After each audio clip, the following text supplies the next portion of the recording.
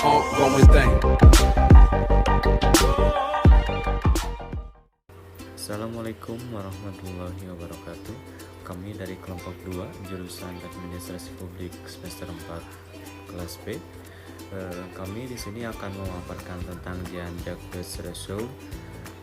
Di sini kita sebagai pemateri, saya Joy Minarestu, yang kedua ada Elgan Rahmat Fauzi, yang ketiga ada Elvira Amelia, yang keempat ada Elsa Febrianti, yang kelima ada Fadila Junior, yang keenam ada Haya Adila, dan yang ketujuh ada Putri Sapri.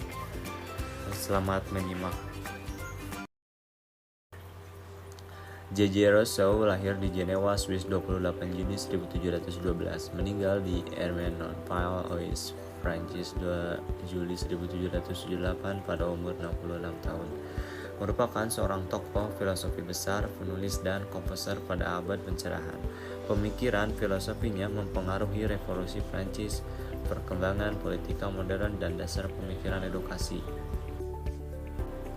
Ide-ide politiknya dipengaruhi oleh revolusi Prancis, perkembangan teori-teori liberal dan sosialis, dan tumbuhnya berkembang nasionalisme. Karya novelnya, Emile atau On Education, yang dinilai merupakan karyanya yang terpenting, adalah tulisan kunci pada pokok pendidikan kewarganegaraan yang seutuhnya. Julie Aula Novel House, novel sentimental, tulisannya adalah karya penting yang mendorong mengembang era pre-romantisme dan romantisme di bidang tulisan fiksi. Karya biografi Rousseau adalah Confession, yang menginisiasi bentuk tulisan autobiografi modern, dan Reveries of a Solitary Walker adalah contoh utama gerakan akhir abad ke-18. Age of Sensibility, yang memfokuskan pada masalah subjektivitas dan introspeksi yang mengkarakterisasi era modern. Pemikiran utama Rousseau yaitu kebudayaan melawan alam. Dalam sejarah pemikiran Rousseau, kebudayaan melawan alam merupakan salah satu pemikirannya yang sangat penting. Harry Hammersma dalam bukunya menjelaskan bahwa menurut Rousseau, manusia justru terasingkan dari dirinya sendiri oleh kemajuan ilmiah dan oleh kebudayaan pada umumnya. Untuk menjadi sembuh dari alienasi ini, manusia harus kembali ke keadaan alamiah. Bagi Rousseau, kebudayaan dapat merusak manusia. Dalam hal ini, yang dimaksud kebudayaan oleh Rousseau adalah kebudayaan yang berlebih-lebihan, tanpa terkendali, dan yang serba semu. Dalam buku Hadi Wijono 2002. Pemikiran Rousseau tentang kebudayaan melawan alam merupakan dampak dari keadaan masyarakat di Perancis pada abad ke-18 dan sebagian besar dari pengalamannya sendiri. Dalam pengalaman dan pandangannya, kebudayaan justru menyebabkan manusia berperilaku yang buruk.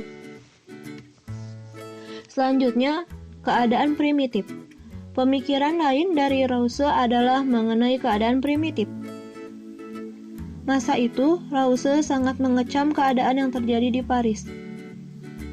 Pak Van der Wijk dalam bukunya menjelaskan jika Rousseau mencela habis-habisan kehidupan penduduk Paris yang tidak wajar, hidup dengan tidak bermoral, dan hidup dengan kemunafikan. Keadaan masyarakat yang buruk, munafik, dan tidak wajar telah memberi pengaruh terhadap pemikirannya. Dalam bukunya, Hammersma menjelaskan bahwa kata Rousseau dalam keadaan primitif, etat natural, manusia adalah otonom dan bahagia. Pandangan ini tidak semata-mata lahir begitu saja. Pemikirannya ini dipengaruhi oleh keadaan Paris yang buruk pada masa itu. Keadaan di mana manusia menjadi jahat bagi kaumnya sendiri. Bagi Rousseau, untuk selamat dari masalah tersebut, maka jalan satu-satunya adalah back to nature. Kembalilah kepada keadaan pada awal mula. Idenya tentang back to nature didasari oleh konsepnya bahwa manusia yang dilahirkan dari kandungan alam adalah manusia yang baik. State of nature. Rousseau berpendapat sifat alami manusia memiliki dorongan untuk ingin memenuhi hasrat pribadinya. Menurut Lise, manusia abad pencerahan sudah mengubah dirinya menjadi manusia rasional yang hanya mementingkan faktor material untuk memenuhi kebutuhan dirinya. Faktor-faktor non-material berupa perasaan dan emosi mengalami pengkikisan yang berakibat manusia seolah-olah bergerak menurut rasionalnya saja. Abad pencerahan menurut Lise adalah abad pesimisme total. Pemikir-pemikir pencerahan, perkembangan teknologi, dan sains menyebabkan dekadensi moral dan budaya. Akibatnya, manusia menjadi rakus dan tamak sehingga terjadi kerusakan dan penghancuran besar-besaran bagi keberlangsungan manusia, baik itu Allah maupun manusianya sendiri. Oleh sebab itu, Lise berpikir bahwa manusia seharusnya kembali pada kehidupannya yang alamiah, yang memiliki emosi dan perasaan untuk mencegah dan terhindar dari kehancuran total. Pemikiran ini menjadi cikal bakal dari aliran romantisme yang berkembang di Eropa. State of nature manusia dalam pandangan Lise berpendapat bahwa manusia mempunyai keadaan alamiah atau keadaan azali dalam dirinya sebagai suatu individu yang bebas atau merdeka tanpa adanya suatu intervensi atau paksaan dari manapun. Kontrak sosial. Teori kontrak sosial merupakan salah satu teori dari terbentuknya negara. Teori kontrak sosial merupakan teori yang menyatakan bahwa terbentuknya negara itu disebabkan oleh adanya keinginan masyarakat untuk membuat kontrak sosial. Jadi, sumber kewenangan berasal dari masyarakat itu sendiri. Lise memandang pada dasarnya manusia itu sama pada kondisi alamiah antara manusia yang satu dengan manusia lainnya. Tidaklah terjadi perkelahian. Manusia hidup aman, damai, dan tentram. Namun seiring waktu, menurut Lise, itu akan berubah karena faktor alam, fisik, dan moral menciptakan ketidaksamaan.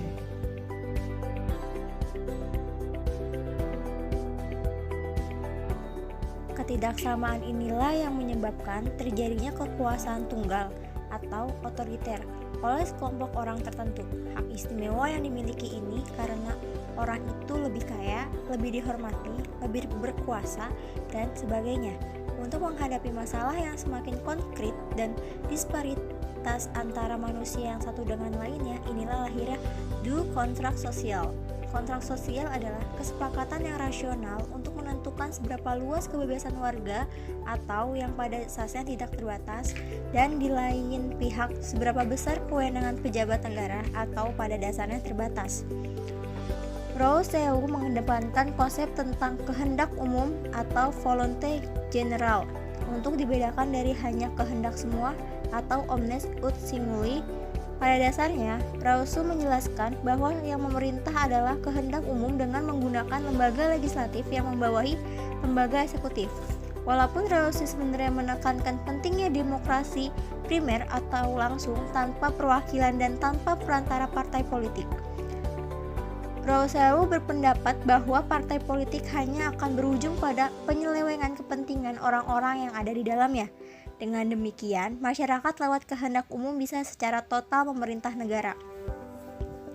Dan yang perlu dipahami menurut konsep Rousseau tentang negara adalah hukum. Rousseau menyebutkan bahwa negara diperintah oleh hukum dengan republik, entah bagaimanapun bentuk administrasinya. Selanjutnya, badan legislatif berfungsi membuat aturan atau hukum, namun tidak memiliki kekuasaan pemerintah. Menurutnya, kekuasaan legislatif harus di tangan rakyat, sedangkan eksekutif harus berdasar pada kemauan bersama. Saya akan menjelaskan kekuatan dan kelemahan teori Rousseau. Kekuatan teori kontrak sosial yang dikemukakan oleh Rousseau antara lain sebagai peletak demokrasi modern, menunjukkan fungsi warga negara dalam masyarakat dan negara.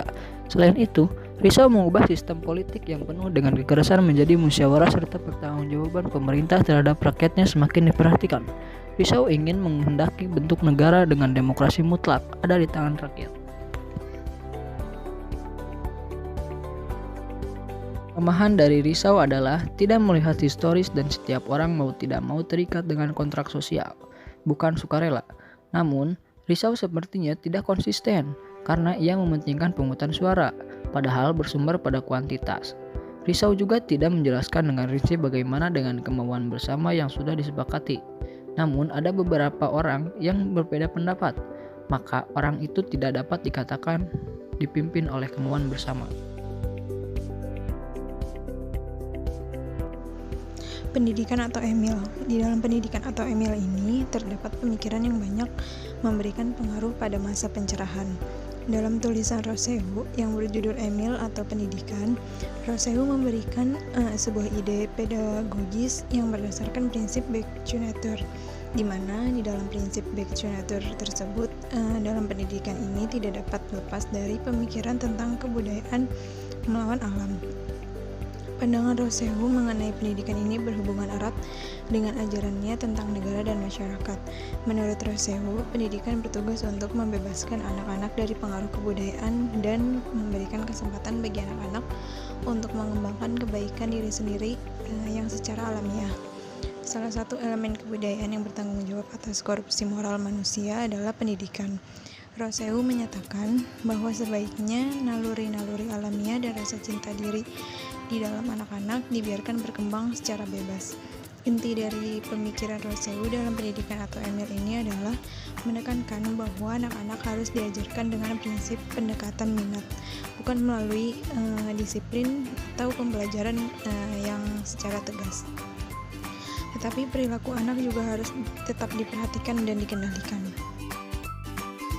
Selanjutnya, Samuel Smoot menjelaskan bahwa prinsip dasar pendidikan yang dikemukakan Rousseau adalah bahwa suatu pendidikan harus diresmikan dengan sifat dan kebutuhan individu setiap anak.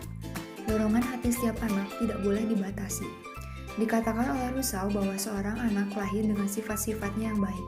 Ia hanya memiliki sifat yang jahat bila ada pengaruh dari orang dewasa yang biasanya salah dalam membimbingnya, yaitu dengan disiplin keras dan contoh-contoh yang buruk.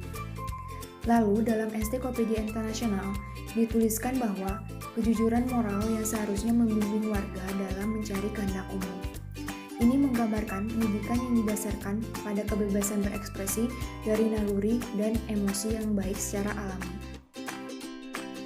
Sekian penjelasan dari kelompok kami. Mohon maaf apabila banyak kesalahan. Semoga bermanfaat.